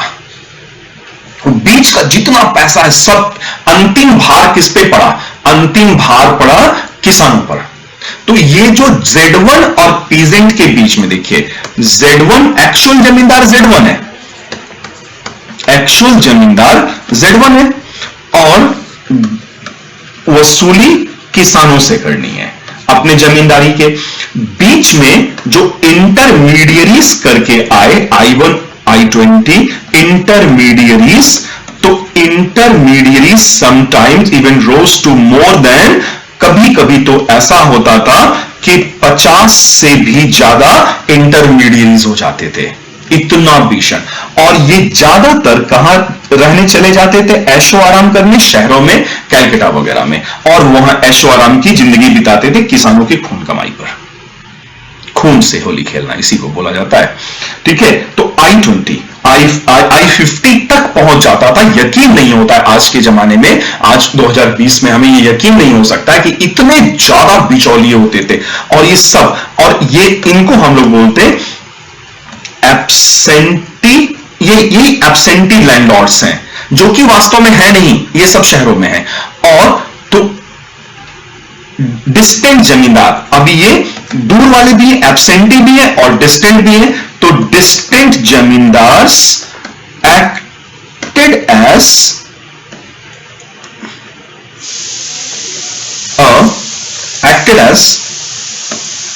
डिस्टेंट सक्शन पंप, ठीक है ना। Absentee landlords, intermediaries acted as a distant suction pump, ठीक है। दूर बैठ करके किसानों का खून चूसना, क्या ना, ये डिस्टेंट सक्शन, दूर कलकत्ता में बैठे हुए I1 ये सब बिचौलिए और ये किसानों का खून चूस रहे हैं। डिस्टेंट सक्शन पंप, दूरवर्ती चूषण यंत्र, इसको Hindi translation, typical Hindi translation में बोलते हैं, ये दूरवर्ती चूषण यंत्र की भांति कार्य किया, ठीक है। तो ये इंपैक्ट देख रहे हैं ना, कैसा इंपैक्ट पड़ रहा है। तो एक चीज हमें समझ में आ रही कि किसान हैंड टू माउथ होते जा रहे हैं, क्या ना, किसान लगातार हैंड टू माउथ, और हैंड टू माउथ होंगे ना। कभी कभी ऐसा भी हुआ कि भाई लगान नहीं दे पाए किसान, तो लगान जब नहीं चुका पाएंगे तो इससे एक प्रॉब्लम आएगी। देखिए, रूरल इंडेटनेस, मैं इसको समझाता हूं। रूरल इंडेटनेस, कृषि, सॉरी, इसको बोलते हैं ऋण ग्रस्तता, ऋणग्रस्तता, ग्रामीण ऋणग्रस्तता, रूरल इंडेटनेस होगा। देखिए, फेलियर कैसे होगा? फेलियर ऑफ क्रॉप्स, फेल कर गया, फसल नहीं हुई, चौपट हो गई, तो फेल टू पे लगान, ठीक है। लेकिन लगान पेमेंट कंपलसरी है, वो देना ही देना है, कंपल्शन है, लगान तो चुकाना ही पड़ेगा, ठीक है ना। चाहे फसल चौपट हुई हो, चाहे जो हो, कंपलसरी है भाई कि लगान देना पड़ेगा। देना पड़ेगा मतलब देना पड़ेगा, कोई छूट नहीं है उसमें। फेल टू पे लगान, अब जब लगान दे नहीं पाएगा तो वो कर्ज लेगा, कर्ज ये लेगा। इसको कौन कर्ज दे सकता है? कर्ज दे सकता है जमींदार, या फिर कर्ज दे सकता है साहूकार, ठीक है। डेट, तो कर्ज जमींदार या साहूकार। और एक बार अगर किसान ने कर्ज ले लिया तो अब ये उसकी जमीन उसके हाथ से हमेशा हमेशा के लिए निकल जाएगी, ठीक है। तो इसको गिरवी रखना पड़ेगा ना, मॉर्गेज करना पड़ेगा, गिरवी रखना पड़ेगा कुछ ना कुछ कर्जा के बदले में। तो गिरवी रखने के लिए ये लोग क्या, मॉर्गेज क्या करेगा? लैंड, हाउस और कैटल, यही सब मॉर्गेज करेगा। और इंटरेस्ट, और ये लोग भी गजब खून चूसते थे। ये सब लोग जो इंटरेस्ट लगाते थे, ये लोग कंपाउंड इंटरेस्ट लगाते थे, चक्रवृद्धि ब्याज लगाते थे। एक्सपोनेंशियली बढ़ता है कंपाउंड इंटरेस्ट बहुत ज्यादा। और एक स्थिति ऐसी आती थी कि मूलधन, प्रिंसिपल अमाउंट तो छोड़िए, ये तो सिर्फ इंटरेस्ट ही चुकाते रह जाते थे, पीढ़ी दर पीढ़ी इंटरेस्ट चुकाते रह जाते थे, ब्याज ही चुकाते रह जाते थे। तो ये घोर ग्रामीण ऋणग्रस्तता। और कई बार क्या होता था कि ऋण चुकाने के लिए ऋण लिया जाता था, ऋण चुकाने के लिए ऋण लेना पड़ जाता था। ठीक है, तो इसी को ग्रामीण ये ऋणग्रस्तता का एक पूरा जंजाल बनता जा रहा था कि, और इन सब से जो घोर दुष्परिणाम झेलना पड़ा वो था विनाश, destruction and famine. Destruction and famine, विनाश एवं अकाल वगैरह, और जिसमें सैकड़ों हजारों लोग मारे जाते थे बल्कि। तो ये सब प्रॉब्लम, और देखिए एक और प्रॉब्लम आ रही थी, फ्रेगमेंटेशन ऑफ लैंड होल्डिंग्स। जो खेतों का या जोतों का आकार था, जोतों का आकार लगातार छोटा और छोटा और छोटा होता जा रहा था। खेत बढ़ते जाते थे, पीढ़ी दर पीढ़ी दर पीढ़ी खेत बढ़ते जाते थे, और होल्डिंग्स या जोतों का आकार लगातार छोटा हो जाता था। तो जब जोतों का आकार छोटा होता है ना, तो फर्टिलिटी, जमीन की उर्वरता क्या हो जाएगी, फर्टिलिटी एंड प्रोडक्शन ये घट जाएगा, उर्वरता और उत्पादन ये दोनों ही घटने लगता था। तो इस तरह से आप देख रहे हैं ना कि कितने भयानक तरीके से बर्बादी लेकर के आया ब्रिटिश लैंड रेवेन्यू सेटलमेंट। ठीक है, तो एक ये हुआ ब्रिटिश लैंड रेवेन्यू सेटलमेंट, और ब्रिटिश लैंड रेवेन्यू सेटलमेंट के अलावा जो, या भू राजस्व प्रणाली के अलावा अंग्रेजों ने जो और नीतियां बनाई थी, जैसे एक हम और नीति पढ़ सकते हैं इसमें, handy craft policy of the British, handicraft policy of the British in India, और हस्तकरघा उद्योगों को लेकर के अंग्रेजों की नीति।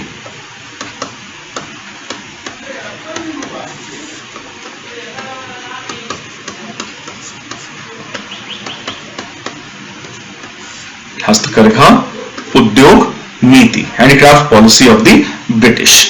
अब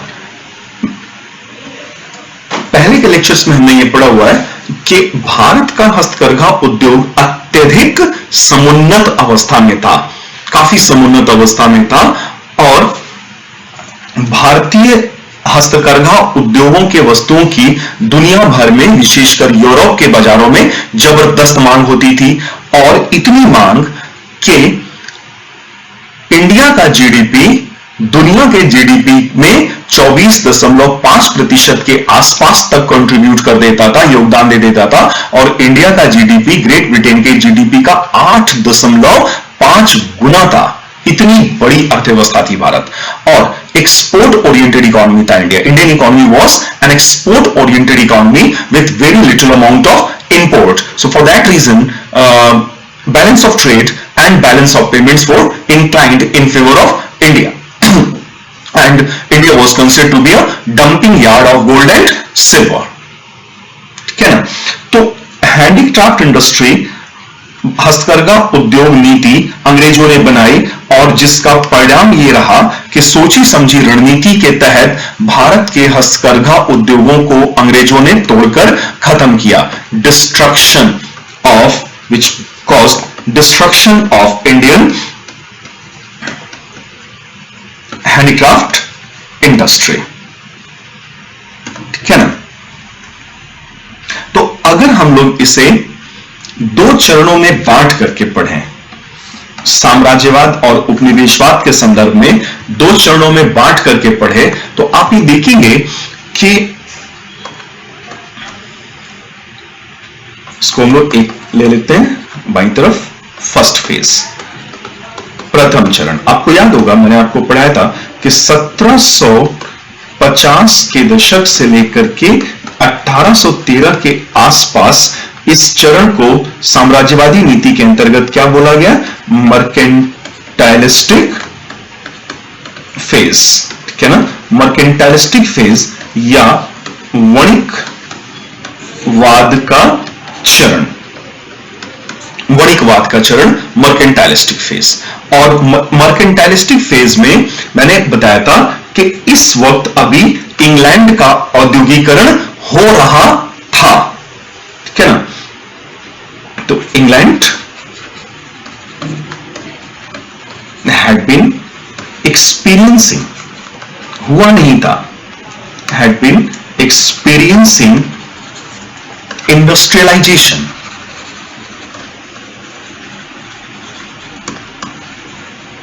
ठीक है ना, इंडस्ट्रियलाइजेशन चल रहा था, हुआ नहीं था।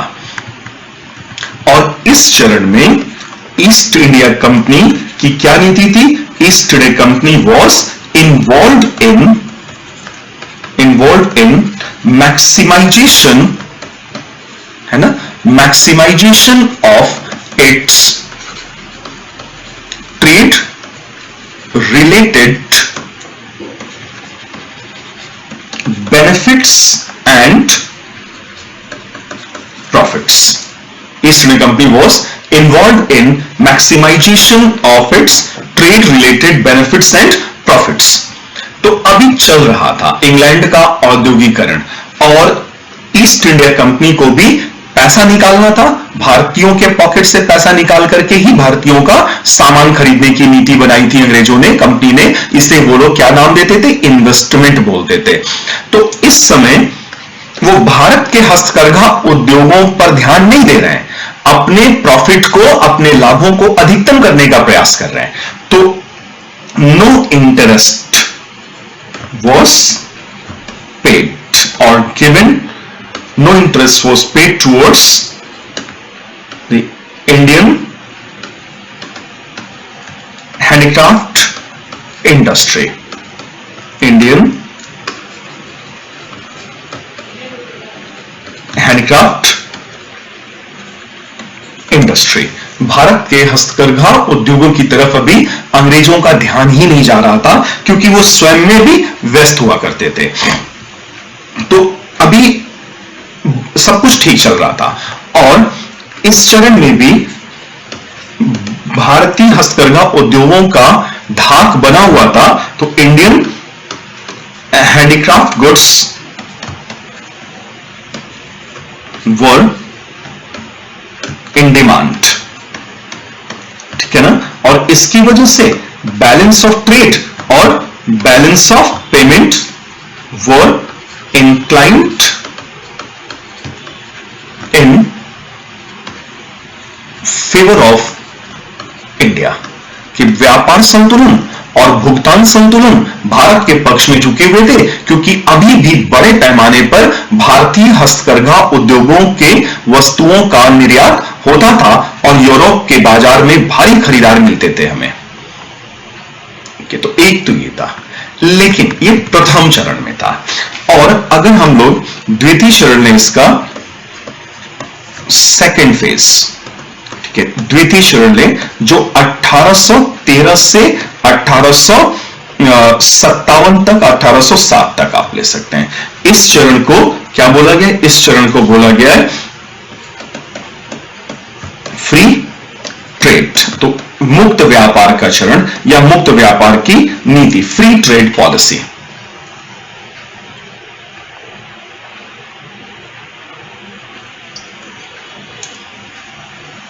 ठीक है,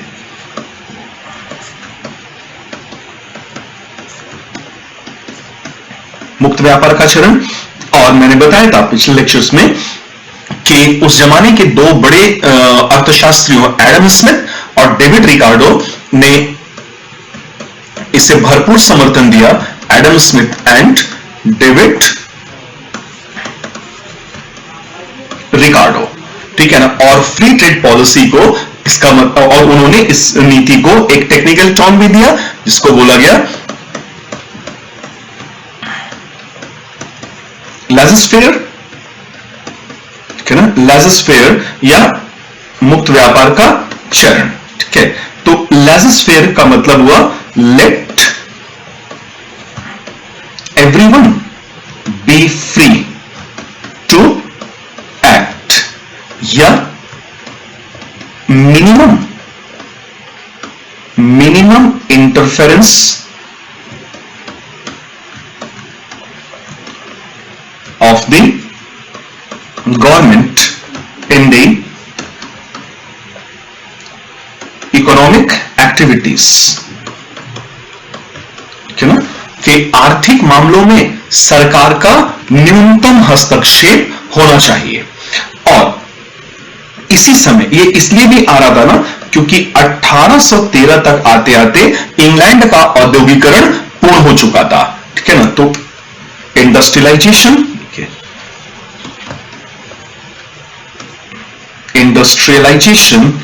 of England had been completed, पूर्ण हो चुका था।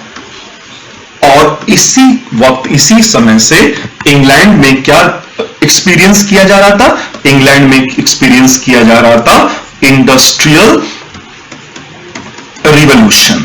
इंडस्ट्रियल रिवॉल्यूशन, औद्योगिक क्रांति, भारी पैमाने पर उत्पादन हो रहा था उनके शहरों में, औद्योगिक शहरों में, जैसे मैनचेस्टर,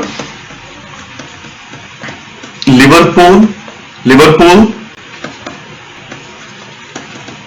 यॉर्कशायर,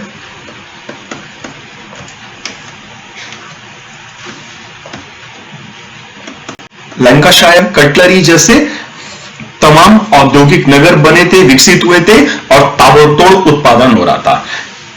इस औद्योगिक क्रांति ने मांगे उत्पन्न की, है ना। जैसे एक मांग हुई भाई फैक्ट्रीज को चलाने के लिए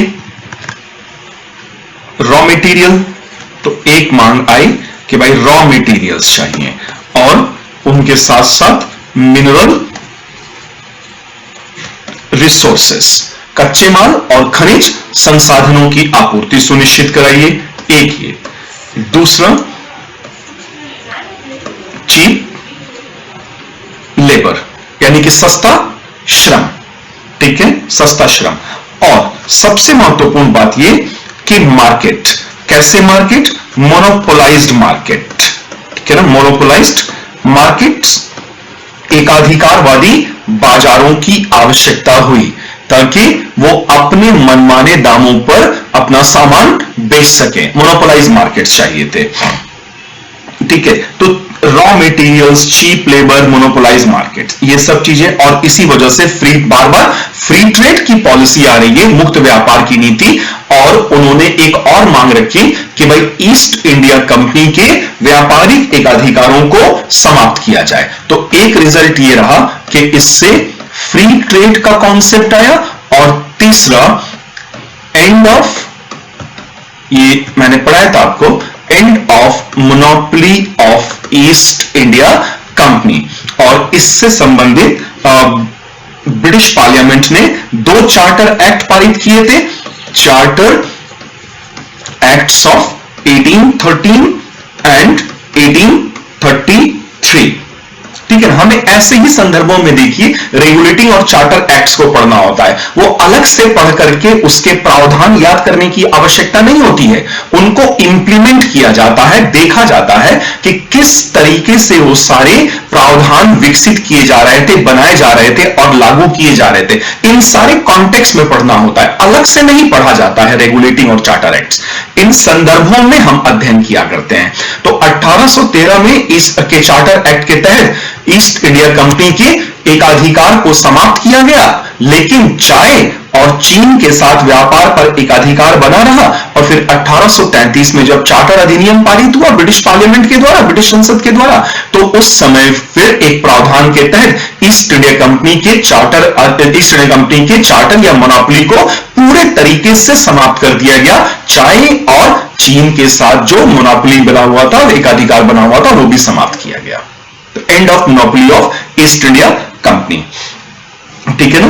तो अब एक ये हुआ, पहला फ्री ट्रेड आया, एंड ऑफ मोनोपोली, और तीसरा कैपिटलिस्ट क्लास जिसने ये काम करवाया था of England, capitalist class of England, England का पूंजीपति वर्ग। अब ये 1813 के चार्टर एक्ट में ईस्ट इंडिया कंपनी का मोनोपोली एकाधिकार खत्म हुआ, तो ये लोग आने शुरू हुए भारत में, came to India. So they started coming to India, capitalist class of England, and wanted to sell their factory made goods, ठीक है ना। और ये अपना फैक्ट्रियों में बना हुआ सामान, कारखानों में बना हुआ सामान बेचना चाहते थे, लेकिन समस्या थी, but their goods were not in demand here in India. इनके वस्तुओं की मांग ही नहीं थी, लेकिन इन्हें बेचना है चाहे जैसे। अब इन्हें चूंकि अपना सामान इंग्लैंड के पूंजीपतियों को, जो 1813 के चार्टर एक्ट के बाद से आने लगे, क्योंकि ईस्ट इंडिया कंपनी का भारत पर से व्यापारिक एकाधिकार खत्म कर दिया गया और भारत इंग्लैंड के पूंजीपतियों के लिए खोल दिया गया था। तो अब इन्हें अपना सामान बेचना, लेकिन इनका सामान एक ही शर्त पे बिक सकता था कि क्योंकि इनके सामान की मांग ही नहीं थी कि इंडिया के हैंडीक्राफ्ट इंडस्ट्री का विनाश किया जाए। तो destruction of Indian handicraft industry,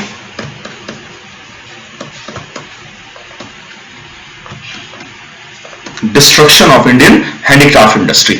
इसीलिए देखिए, भारत के हस्तकरघा उद्योगों का विनाश इंग्लैंड के औद्योगिकरण और 1813 में इंग्लिश पूंजीपतियों के भारत आने से जुड़ा हुआ है। Destruction of Indian handicraft industry, और ये यहां से लेकर के ये इन्होंने खत्म करना शुरू किया। 1813 से लेकर के ये जो फ्री ट्रेड पॉलिसी बनाया ना, 1813 से लेकर के 1857 1860 के इस पूरे चरण में अंग्रेजों ने ताबड़तोड़ तरीके से भारत के हस्तकरघा उद्योगों का विनाश किया।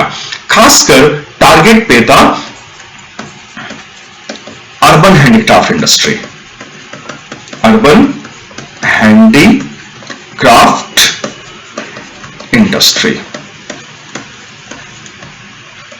And this was left destroyed. ऐसी नीतियां बनाई गई कि नेस्तनाबूद कर दिया गया भारत का हस्तकरघा उद्योग। ठीक है, अब कैसे किया गया उसके दो तीन कारक देख लेते हैं हम लोग। तो इंग्लैंड में जो भारतीयों का सामान जा रहा था, वो उस पे भारी भरकम सीमा प्रशुल्क लगाया गया। England imposed very high tariff rates on Indian goods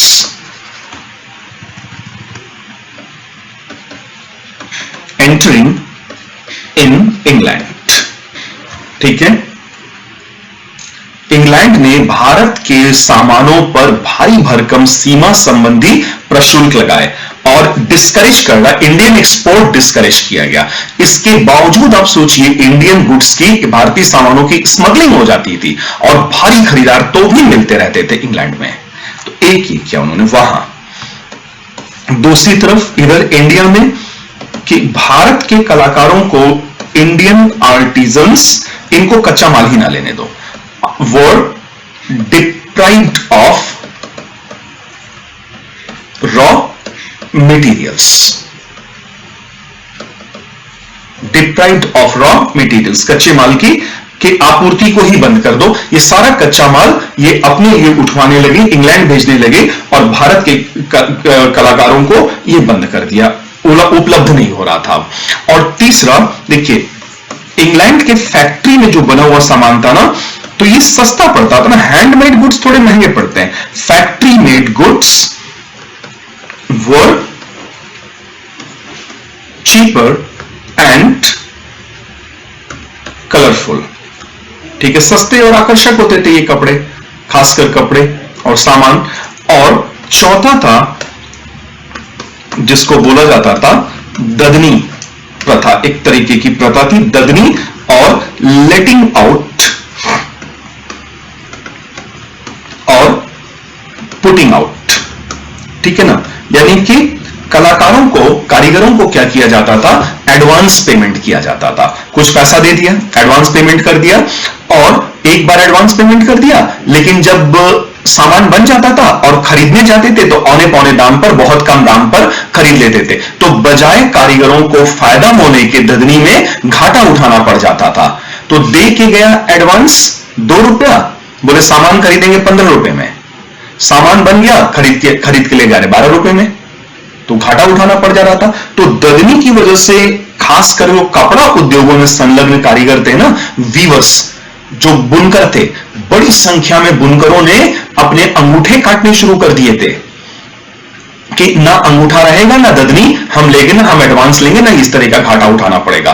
तो हजारों बुनकरों ने उस जमाने में अपने अंगूठे काट दिए थे और बड़ी संख्या में बुनकर बर्बाद हुए थे और मारे गए थे। और एक पॉलिटिकल थिंकर ने तो इस पर रिमार्क भी दिया हुआ है कि उस जमाने में हजारों बुनकरों की हड्डियों से भारत की धरती सफेद हो गई, इतने सारे लोग मारे गए, इतने सारे कारीगर बर्बाद हुए थे। तो ये देख रहे ना कि handicraft policy, land revenue policy, इस तरह की नीतियां बना करके विधिवत तरीके से अंग्रेजों ने भारत को बर्बाद करना शुरू किया और ये भारतीयों की बर्बादी लेकर के आए। ठीक है, ऐसे ही इनकी सोशियो कल्चरल पॉलिसी भी है और कुछ अन्य नीतियां, जैसे एजुकेशनल पॉलिसी भी इनका ऐसे ही था। तो एजुकेशनल पॉलिसी अगर आप अंग्रेजों की पढ़ेंगे ना तो एजुकेशनल पॉलिसी का भी यही उद्देश्य था। तो एजुकेशनल पॉलिसी में education policy of the British, अंग्रेजों की भारत में शैक्षिक नीति क्या है। और इसमें विशेषकर किसको हम लोग दो चरणों में बांट करके पढ़ सकते हैं, वही साम्राज्यवाद और उपनिवेशवाद के चरणों के हिसाब से हम इसे बांटकर पढ़ सकते हैं। कि एक ले लेते हैं हम लोग फर्स्ट फेज और इधर सेकंड फेज। फर्स्ट फेज हम लोग ले रहे हैं इस बार विशेषकर 1773 से लेकर के 1833 तक। दो लैंडमार्क ईयर्स लिए, 1773 का रेगुलेटिंग एक्ट और 1833 का चार्टर एक्ट।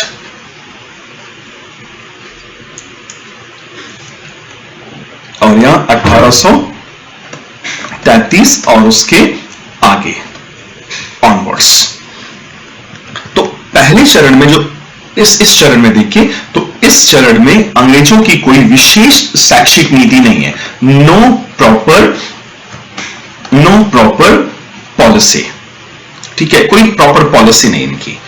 और इस समय खुद अंग्रेज लोग भी भारत में शिक्षा नीति को लेकर के आपस में बटे हुए थे।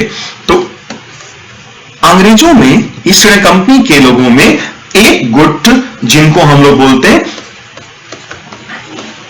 एंग्लिसिस्ट, ठीक है ना, एंग्लिसिस्ट ग्रुप, और दूसरा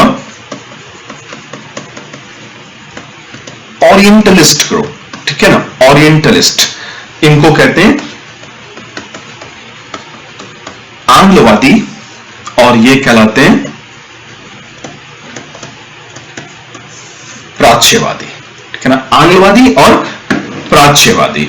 और आंग्लवादी का मतलब यहां पे देखिए क्या हुआ कि ऐसे अंग्रेज जो ये चाहते थे कि भारत में शिक्षा का माध्यम अंग्रेजी हो, एंग्लिसिस्ट ग्रुप, ठीक है ना। सो दे आर्ग्यूड, इनका क्या मानना था, दे का मतलब यहां पे कई लोग थे, जैसे एक थे हॉल्ट मैकेंजी जिन्होंने महालवाड़ी सेटलमेंट सुझाया था, Holt Mackenzie. Then another one was Thomas Macaulay, ठीक है ना, थॉमस मैकाले और चार्ल्स ट्रेवेलियन आदि। ये अंग्रेज, इन लोगों का ये मानना था, ये लोग क्या तर्क देते थे, देखिए, they argued that the aim of the British is not to teach Hindu learning, कि अंग्रेजों का उद्देश्य हिंदू शिक्षा देना थोड़ी ना, हिंदू पद्धति की शिक्षा देना थोड़ी ना भारत में, ऐसा ये एंग्लिसिस्ट लोग कहते थे।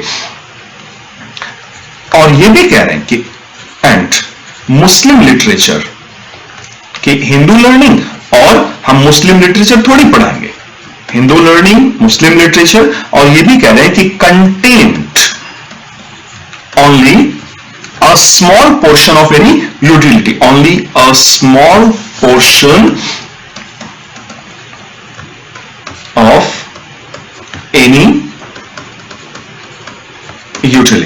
They argued that the aim of the British is not to teach Hindu learning and Muslim literature contain only a small portion of any utility. यानी कि हिंदू पद्धति की शिक्षा और मुस्लिम साहित्य इसका बड़ा भाग बेकार है और ये थोड़ा सा ही कुछ इसमें यूटिलिटी की चीजें हैं, उपयोग की चीजें, ऐसा एनालिस्टिस्ट ग्रुप कह रहा है ना, मैं नहीं कह रहा हूं, ऐसा ये लोग कह रहे थे, ट्रेवेलियन, मैकेंजी, थॉमस मैकाले, ठीक है ना।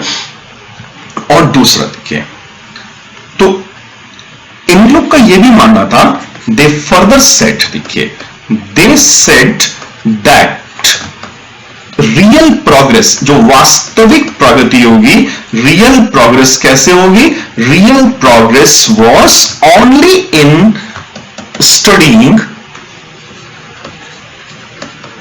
only in studying English language, कि वास्तविक प्रगति तभी होगी जब अंग्रेजी पद्धति की शिक्षा, अंग्रेजी भाषा में शिक्षा दी जाए, ठीक है, ये गुट। अब 1827 में देखिए, 1827 में इस गुट को अधिक समर्थन मिला, ठीक है, और उस वक्त बंगाल के गवर्नर जनरल विलियम बेंटिंक, तो विलियम बेंटिंक ने एक आइडिया दिया कि टू यूज, इन्होंने कहा कि भाई इंडियंस को लो ना निचले पदों पर, न्यायालय में काम कराने के लिए, ऑफिसेस में काम कराने के लिए, निचले पदों पर बढ़ने के लिए इंडियंस को लो, इनको थोड़ा थोड़ा अंग्रेजी सिखाओ, और ताकि जो इंग्लैंड से ट्रेंड करके लोगों को बुलाना, उनको सिखाना, उनका खर्चा, उनका पेमेंट बहुत खर्चीला बैठता था, तो यहीं के लोगों को लो, थोड़ा बहुत अंग्रेजी सिखा दो, इनको थोड़ा थोड़ा पेमेंट दे देंगे, काम चल जाएगा। तो विलियम बेंटिंक का यह आइडिया था कि to use more Indians in judicial and administrative works, administrative parts, ठीक है, ताकि खर्च कम हो जाए, रिड्यूसिंग देयर ओन बर्डन, ठीक है ना। तो यही उद्देश्य, यही इनका मूल उद्देश्य था। तो इन्हें लार्ज नंबर ऑफ इंडियंस चाहिए था, तो needed large number of Indians who could speak and understand English, ये गुट एनालिस्ट इसी को बोलते हैं। और ओरिएंटलिस्ट लोग जो थे, इनमें इस गुट में आते थे बंगाल के गवर्नर जनरल वॉरेन हेस्टिंग, ठीक है, वॉरेन हेस्टिंग। दूसरे इसमें जोनाथन डंकन, ठीक है ना, विलियम जोन्स जैसे लोग थे, और ये लोग भारतीय सभ्यता, संस्कृति और साहित्य भाषाओं के प्रति थोड़ा झुकाव रखते थे, ठीक है ना। तो इस मायने में ये रेस्पेक्टफुल व्यू रखते थे, so they held respectful view of Indian culture and literature, ठीक है, ये सम्मान का भाव था भारतीय संस्कृति, साहित्य और भाषाओं के लिए, ठीक है ना। और ये लोग ये चाहते थे कि अंग्रेज लोग भारतीय भाषाएं सीखें, and wanted Englishmen to learn Indian languages and culture, So Jonathan Duncan, William Jones, Warren Hastings, they held respectful view of Indian culture and society and literature, and they wanted Englishmen, English people, English officials to learn Indian languages and culture. तो इस बात को promote करने के लिए देखिए Warren Hasting ने कलकत्ता मदरसा की स्थापना की, कैलकटा मदरसा, ठीक है। और कैलकटा मदरसा में इस्लामिक लॉ पढ़ाया जाता था, शरिया लॉ, फौजदारी मुकदमों में शरिया लॉ लगता था, इसलिए ये काम करा रहे हैं वॉरेन हेस्टिंग, कैलकटा मदरसा। ठीक है, और फिर जोनाथन डंकन, देखिए फौजदारी में तो शरिया लॉ लग रहा है, लेकिन दीवानी मामलों में हिंदू लॉ हिंदुओं के लिए और शरिया लॉ मुसलमानों के लिए। तो जोनाथन डंकन ने बनारस में, उस जमाने में ये स्पेलिंग लिखते थे अंग्रेज, बेनारस, बनारस को, तो जोनाथन डंकन ने बनारस में एक संस्कृत कॉलेज खुलवाया, संस्कृत कॉलेज, ताकि मनुस्मृति वगैरह वहां पे सिखाया पढ़ाया जा सके और दीवानी मामलों में हिंदू लोगों की समस्याओं का, मुकदमों का समाधान कराया जा सके। इसके अलावा देखिए फोर्ट विलियम एक कॉलेज खोला गया, फोर्ट विलियम कॉलेज, और कैलकटा में, ये भी इन कैलकटा, और ये खोला था रिचर्ड कूली वेलेजली ने, ठीक है ना। तो यहां पर क्या कराया जाता था कि जो एम्प्लॉइज थे ईस्ट इंडिया कंपनी के, employees of east India company, इनको सिखाया जाता था इंडियन वर्नाक्यूलर्स, देशी भाषाएं, भारतीय भाषाएं, इंडियन वर्नाक्यूलर्स। तो ये चल रहा था, ठीक है। और इस कॉलेज को, फोर्ट विलियम कॉलेज को, उस जमाने के बड़े विद्वान का समर्थन भी प्राप्त था, ठीक है ना, विलियम जोन्स, ठीक है ना। This college had the patronage of William Jones. इसके अलावा एक और समर्थक थे इस ग्रुप में, ओरिएंटलिस्ट ग्रुप में, अलेक्जेंडर जॉनसन। अलेक्जेंडर जॉनसन ये साउथ इंडियन लैंग्वेजेस में मास्टर थे, तमिल, तेलुगु और नॉर्थ इंडिया का लैंग्वेज, उर्दू मिक्स, हिंदी, हिंदुस्तानी, इसमें मास्टरी हासिल थी इनको। तो ये लोग सम्मान का भाव रखते थे।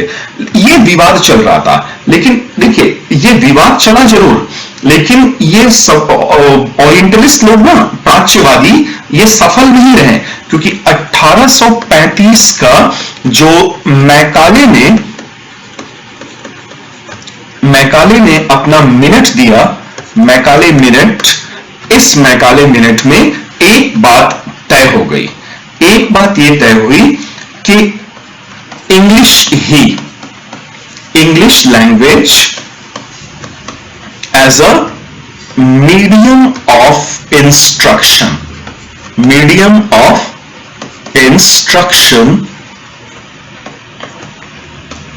would be applicable or would be implemented in India, ये तय हो गया।